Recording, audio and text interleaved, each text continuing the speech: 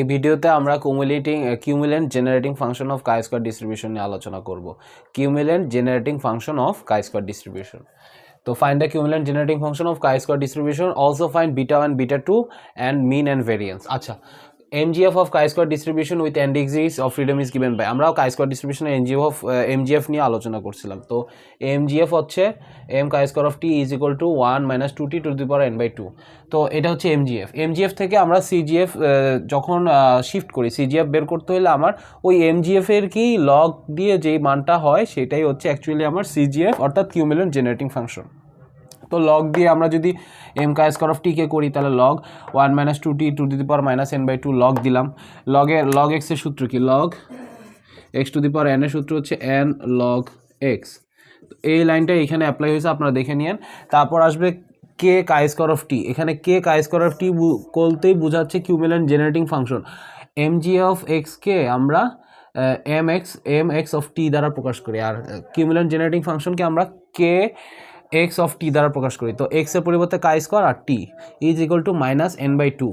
ওই minus n by 2 এই যে এইটা এখানে আসছে log 1 minus, এখানে দেখেন log 1 minus x এর একটা সূত্র আছে।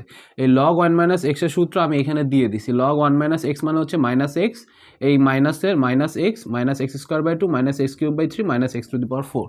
তাহলে আমরা এখানে যেটা করব, পরের লাইনে k chi-square of t is equal to, এইখানের এই লাইনটায় আমরা এই সূত্রটা অ্যাপ্লাই করছি। এই সূত্র অনুযায়ী log 1 minus x এখানে আছে, সেটাকে আমরা ট্রান্সফর্ম করে এখানে নিছি।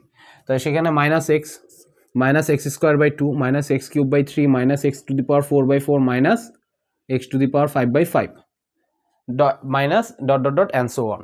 তো আমরা যেটা করব, পরের লাইনে এইটার সাথে এটা গুণ করব। গুণ করলে কি হয় দেখেন, এই মাইনাস মাইনাস কাটা যায়, এই নিচের 2 আর উপরের 2 কাটাকাটি যায়, তাহলে থাকে n R t nt।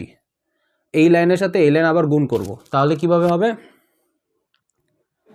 Minus n by 2 minus আর minus plus n by 2 into 2 square মানে 4 t স্কোয়ার বাই 2। ঠিক আছে, তারপরের লাইনে আসি, এই minus plus n by 2 into 2 cube মানে 8 t কিউব বাই 3, তাহলে দাঁড়াচ্ছে এইটা। তারপর আছে মাইনাসে plus n by 2 into 2 to the power 4 মানে 16 t to the power 4 by 4। তো n by 2 into 16 to the power 4 by 4, পরের 2 to the power 5 এর এটা লাগে না, তাও আমরা দেখাচ্ছি। তো n by 2 মাইনাসে plus n by 2 2 to the power 5 32 2 to the power 5 by 5।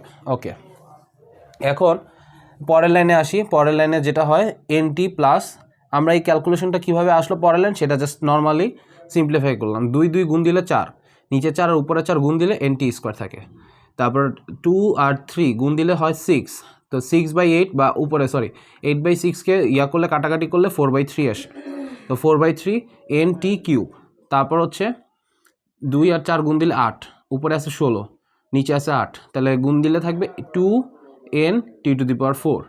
তারপরটা লাগে না, 32 n t to the power 5/10 5 দুগুণে 10 plus dot dot dot and so on. এখন এই যে k chi-square of t, এটা মানে cumulent generating function of chi-square, সেটাকে আমরা যদি এই k chi-square of t কে আমরা লিখতে পারি serially 1 plus k1 of t plus k2 into t square by 2 factorial plus k3 into t cube by 3 factorial plus k4 into t to the power 4 factorial। ওকে, তো এইটার সাথে এই যে এইখানের যে রাশিটা আছে দেখেন, এইখানে অনেকগুলো t আছে সিরিয়াল করা, t square t cube t to the power 4 t to the power 5। আর কিউমুলেন্টের ক্ষেত্রে এরকম t যে রাশিগুলো আছে এবং তার সাথে আছে t square t cube t to the power 4। তো আমরা ক্লাস 10-এ দেখে আসছি সহগ সমীকৃত করা। তো সহগ সমীকৃত করার বিষয়টা আমাদের এখানে আসবে। তো আমরা এখানে t এর সাপেক্ষে উভয় equating on both sides with respects to t we get, এখানে আমরা with respects to t we get এটা লিখে আমরা যেটা করতে পারি, এই জিনিসটা এভাবে লিখে দিতে পারি, ইকুয়াল এইটা এই লাইনের পরবর্তী ভার্সন আপনারা বলে দিতে পারেন। এইটা জানলেই আমাদের এই ক্যালকুলেশন অনেক শিটে অনেকভাবে কঠিন করে করছে, বাট ট্রাস্ট মি আমি সবচেয়ে সহজভাবে বাংলাদেশে দেখাইতে পারবো। তো দেখেন nt plus nt square plus 4/3 nt cube plus 2n t to the power 4, আমার এতটুকুই লাগবে, আমি এতটুকু নিয়েছি, রাইট? আচ্ছা, এখন দেখেন 1 লাগবে না, k1 of t আছে, আবার এখানেও t আছে, তো আমরা টি এর উভয় সাপেক্ষে এটা যদি ধরি এন টি আর K one of T, K one of T is equal to N T, এইখানে টি আর এখানে টি উভয় সাইড থেকে বাদ যাবে, তাহলে কে ওয়ান ইকুয়াল টু এন। এই এন মানেই হচ্ছে মিন অফ কাই স্কোয়ার ডিস্ট্রিবিউশন। কীভাবে বের করলাম? কিউমুলেন্ট জেনারেটিং ফাংশনের মাধ্যমে। কিউমুলেটিং জেনারেটিং ফাংশন বের করতে কার সাহায্য লাগে? এমজিএফ এর। MGF of log is equal to cumulant generating function.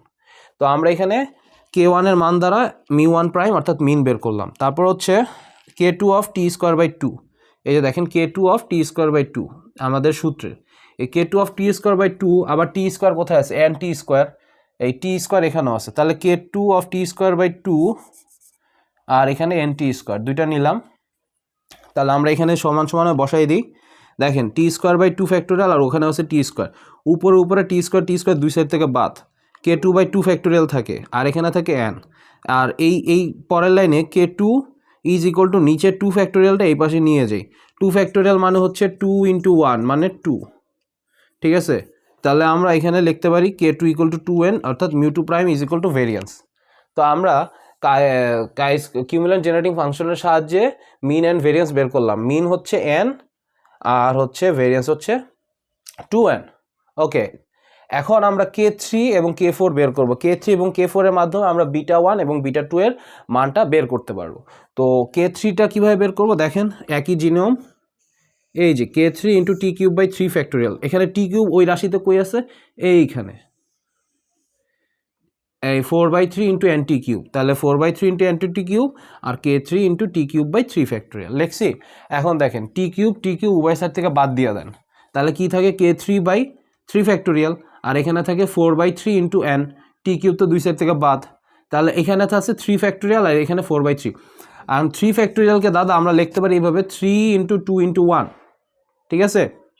Because আচ্ছা সূত্র আমার এইটাই, equal to four by three into n. তারপর কে থ্রি, এখানে তিন দুগুণে ছয় হয়, ছয়টা যদি উপরে চারের সাথে গুণ যায়, চার ছয় চব্বিশ, চব্বিশ বাই থ্রি মানে এইট এন। কে থ্রি এর মান কি দাঁড়াচ্ছে? তাহলে এইট এন দাঁড়াচ্ছে, ঠিক আছে?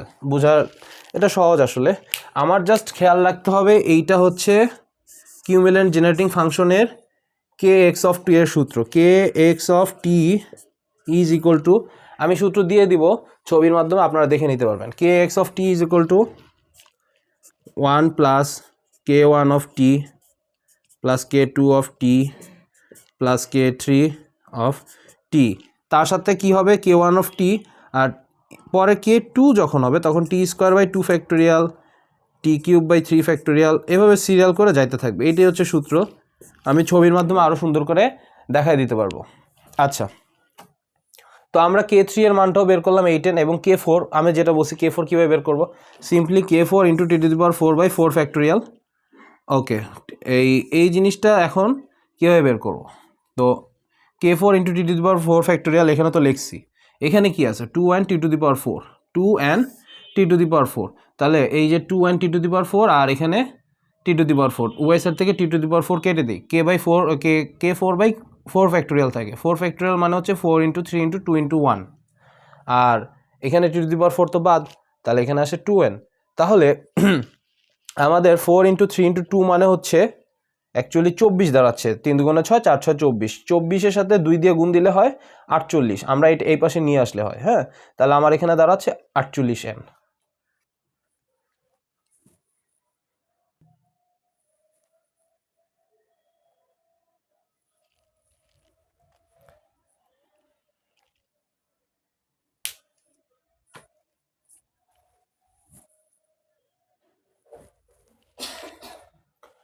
ওকে, তো কে ফোর এর মান বের হয়েছে আমাদের, ওকে তো কে ফোর এর মান বের হয়েছে আমাদের 48 এন।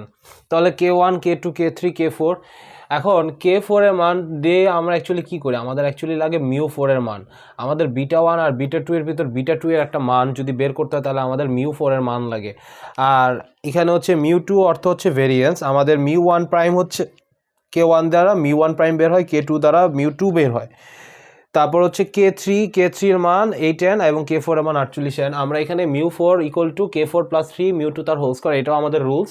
তো কে ফোর এর মান হচ্ছে 48 এন, এই যে 48 N plus three mu two কোনটা? মিউ টু হচ্ছে ভেরিয়েন্স, তো থ্রি মিউ টু কত? টু এন তার হোল স্কয়ার, 48 এন প্লাস 2 দুগুণে 4 n স্কোয়ার ইন্টু 4, তাহলে 4 ইন্টু 3 12, 12 n স্কোয়ার। তারপর এখানে বিটা 1 এবং বিটা 2 এর মানগুলো আমরা সিরিয়ালি বসাই দিচ্ছি। বিটা 1 এর সূত্র হচ্ছে মিউ 3 তার হোল স্কোয়ার বাই মিউ 2 তার হোল কিউব, মিউ 2 তার কিউব। এখানে মানগুলো বসায় দেন, মানগুলো বসাইলে আমাদের এখানে মান আসবে 64 n square by 8 n cube.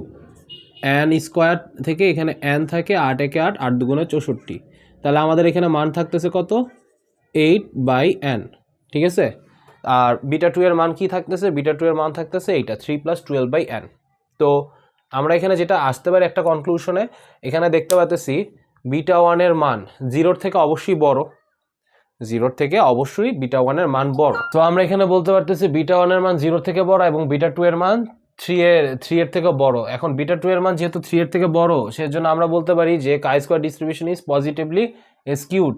প্রথম মানটা বিটা 1, বিটা 1 এর দ্বারা আমরা বলতে পারি 0 থেকে যে কোনো বড় মান ধনাত্মক দিকে যায় এবং পজিটিভলি স্কিউড হয়, এবং বিটা 2 এর যে মানগুলো সেগুলো যদি 3 এর বড় হয় তাহলে হয় লেপ্টোকার্টিক।